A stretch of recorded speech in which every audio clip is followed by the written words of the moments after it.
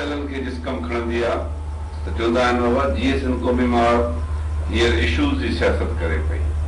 पर हाणे सिंध सां जेकॾहिं के मुसीबतूं लागू थियनि थियूं, पाणी जो मसइलो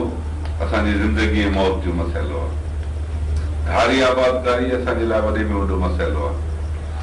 ॿिया बि मसइला आहिनि, पर जीअं सिंध क़ौमी महाराज उन्हनि सभिनी मसइलनि खे उजागर कयो आहे। पाणी असांजी साह जो मसइलो आहे, ज़िंदगी आहे, उहो ख़तमु थी वेंदो, सिंध ख़तमु थी वेंदी। उन ते जेकॾहिं दरिया जे मथां डेम ॿधनि, कालाबाग डेम ठाहिनि या ग्रेटर थल केनाल ठाहिनि, सिंध ख़ामोश हुजे, ऐं सम्झां थो इहो वॾे में वॾो ड्रोब आहे। उन करे जीअं सिंध क़ौमी महाराज हर सिंध जे नंढे वॾे मसइले ते सख़्त खां सख़्तु एहतजाज कयो आहे। पंजाब जा रस्ता बंदि कया आहिनि, ट्रेनूं बंदि कयूं आहिनि, धरणा आया आहिनि, उहा हिकिड़ी जदोजहद जी वॾी तारीख़ आहे। ऐं उन वक़्त में जेके बेअमल माण्हू आहिनि, जिन वटि न माण्हू आहिनि,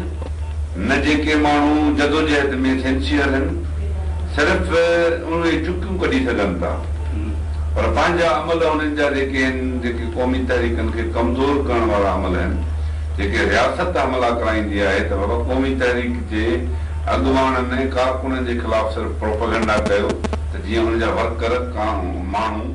सिंध में रहंदड़ माण्हू मायूस थियनि।